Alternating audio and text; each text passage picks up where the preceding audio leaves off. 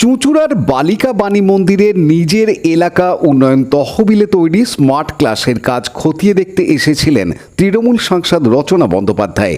সেখানেই নিজের দলেরই বিধায়ক অসিত মজুমদারের বিরুদ্ধে অভিযোগ শুনতে হলো তাঁকে।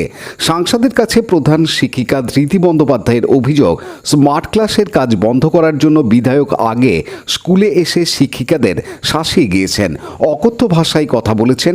অভিযোগ শুনে কিছুক্ষণের জন্য স্তম্ভিত হয়ে যান রচনা। পাশে থাকা সাংসদের স্বামী প্রবাল বসু বলেন, আমরা লজ্জিত। এরপরই রচনা প্রধান শিক্ষিকাকে বলেন, অত্যন্ত দুর্ভাগ্যজনক, একটা স্কুলে স্মার্ট ক্লাস হচ্ছে আর আমার দলের বিধায়ক এসে শিক্ষিকাদের সঙ্গে খারাপ ব্যবহার করছেন, এটা মানা যায় না। প্রধান শিক্ষিকা অবশ্য এ নিয়ে সাংবাদিকদের কাছে কোনো মন্তব্য করতে চাননি। তিনি শুধু বলেন যা বলার সাংসদকে বলেছে। যদিও রচনা বন্দ্যোপাধ্যায় বলেন, আমি এমপি, আমার তো তহবিলের টাকায় কি কাজ হবে সেটা আমি বুঝবো। এলাকার বিধায়ককে আমি চিনি, ওর অনেক ভিডিও ভাইরাল হয়েছে, আমি এর শেষ দেখে ছাড়বো। স্কুলে চিৎকার চেঁচামেচি করা বন্ধ, ঘরে এসে উনি ওনার প্রশ্ন রাখতেই পারতেন, উনি জিজ্ঞেস করতেই পারতেন যে কিভাবে হলো, কেন হলো, কাকে জিজ্ঞেস করে হলো, আলাদা করে ভদ্রভাবেও জিজ্ঞেস করা যেত।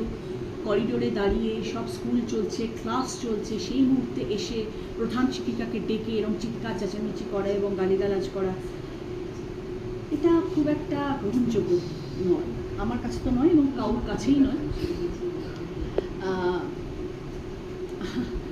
আমি ঠিক বুঝে উঠতে পারছি না এই মুহূর্তে আমার কি বলা উচিত আর কি বলা উচিত নয়। আমি এতটাই স্তব্ধ হয়ে যাচ্ছি এই বিষয়টা নিয়ে। কিন্তু আমি একটা কথা বলে দিতে চাইছি আজকে, যে আগামী দিনেও আমি স্মার্ট ক্লাসরুম করবো চুঁচুড়ার বুকে এসে, এবং স্কুলের পাশে আমি থাকবো, মানুষের পাশে আমি থাকবো। প্রচুর স্মার্ট ক্লাসরুম হবে, প্রচুর স্কুলের উন্নতি হবে, স্বাস্থ্য নিয়ে কাজ হবে, ইমামবাড়া হাসপাতাল নিয়ে কাজ হবে, অনেক কাজ হবে। যতদিন আমি সাংসদ থাকবো ততদিন কাজ করবে।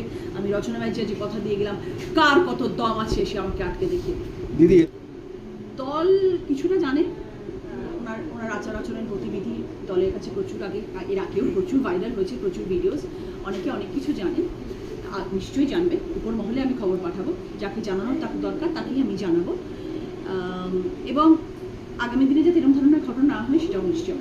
দিদি, ক্লাসরুম হচ্ছে, স্মার্ট ক্লাসরুম হচ্ছে ছাত্রীদের জন্য এখানে, সেখানে কেন ক্লাসরুমটা হচ্ছে সেটা নিয়ে যদি উনি এখানে মারামারি করেন তাহলে আমার কিছু বক্তব্য।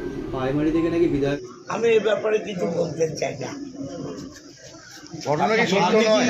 আমি এসব ব্যাপারে বলতে চাই না। ঘটনা কি সত্য নয়? আমি এ ব্যাপারে কোনো কথা বলবো না। স্কুলের প্রধান শিক্ষককে আপনি কোনো খারাপ ভাষায় কথা বলেছেন আপনি? লিখিত থানায় জমা দিতে বলুন। এরকম প্রধান শিক্ষিকা এমপি ম্যাডাম বলছেন যে আপনার আপনার শেষ দিকে ছাড়বেন, এরকম ঘটনা আপনি ঘটিয়েছেন।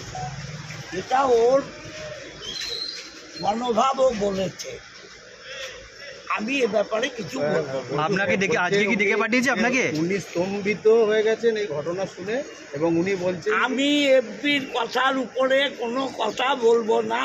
আপনাকে ডেকে পাঠিয়েছে আজকে? আমি যা বলার দলকে বলবো। উনি ঊর্ধ্বতন কর্তৃপক্ষকে জানাবেন বলেছেন। আমি যা বলার দলকে বলবো, আমি এমপিকে নিয়ে একটা কথাও বলবো না।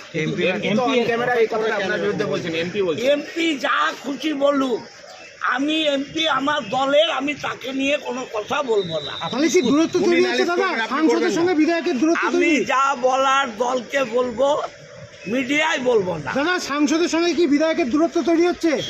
আমি কোনো ব্যাপারেই বলবো না। উনি আমার দলের সাংসদ, অতএব উনি যেটা বলতে পারেন আমি বলছি না।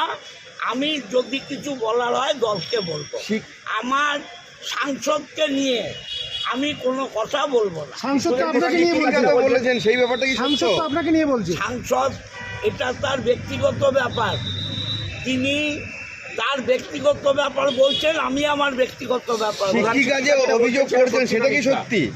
শিক্ষিকা যদি কিছু অভিযোগ করেন, আমি ওই স্কুলের ম্যানেজিং কমিটির মেম্বার, যা বলার শিক্ষিকাকে বলবো। Veda welcomes you to create your best memories. With the Voyager, the path to shine, it's the Voyager, the ultimate guide.